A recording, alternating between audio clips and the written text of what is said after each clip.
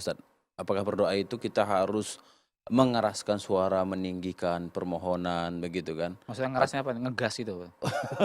Ya Allah, misalnya kan Kayak begitu di TV-TV kan? itu loh, satu Indonesia dengar semua doanya, Heeh, dan juga apakah harus, kadang kan kita kalau berdoa begitu kita dengar berirama, bersajak-sajak begitu Pak Ustadz. Oh. Bagaimana kira-kira Pak Ustadz? Ya, maka dalam dalam adab berdoa itu, Mhm, pertama kita melihat dari beberapa hadis dan mhm, beberapa dalil.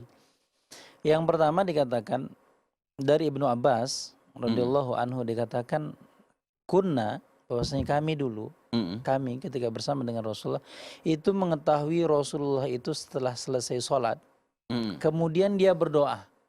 iya, Kemudian dia berdoa. Maka kemudian terdengar suaranya. Kemudian hadis dari Aisyah radhiyallahu anha dikatakan kami, ini kan Aisyah ini wanita. mhm, Apakah sholatnya di belakang atau di rumahnya? Karena rumah Rasulullah dengan masjid kan bersebelahan. Ya. iya, Kami mendengar Rasulullah itu kalau selesai sholat terdengar gumaman.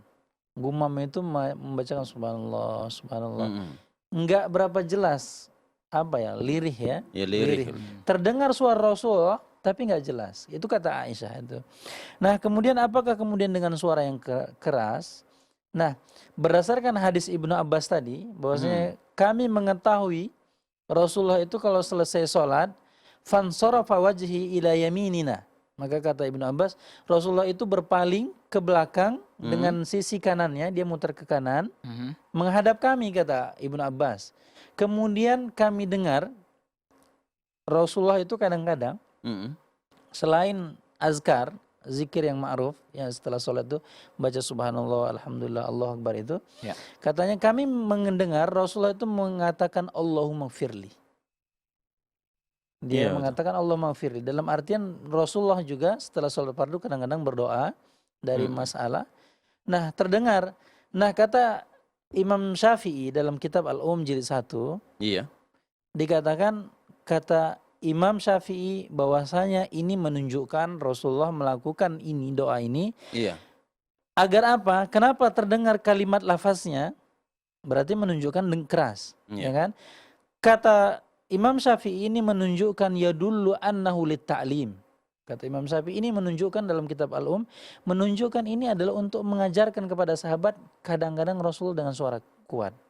mhm, Dan dalam posisi lain dikatakan para sahabat itu ketika turun mereka berzikir atau berdoa ibadah mengatakan subhanallah, subhanallah, dikatakan ketika naik Allahu akbar, Allahu akbar. iya betul, Kemudian kata Rasulullah, maka akhfid, kata Rasulullah kemudian mengingatkan sahabat, pelankan suara kalian. mhm, mhm, Sesungguhnya yang kalian eh, minta itu mereka, Allah itu tidak tuli. iya betul, Dalam artian kemudian adab dalam berdoa atau berzikir itu tidak mengangkat kuat suara. mhm, mhm, Kadang-kadang boleh dilirihkan. iya, Dilirihkan kalau seandainya kita mengajarkan kepada orang, menunjukkan bahwasanya kita berzikir, menjadi suri tauladan sama mereka, itu diperbolehkan.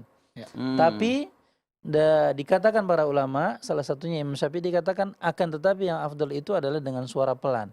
Bukan dengan dalam hati, tapi dengan lisan yang kemudian digerakkan. Itu dia.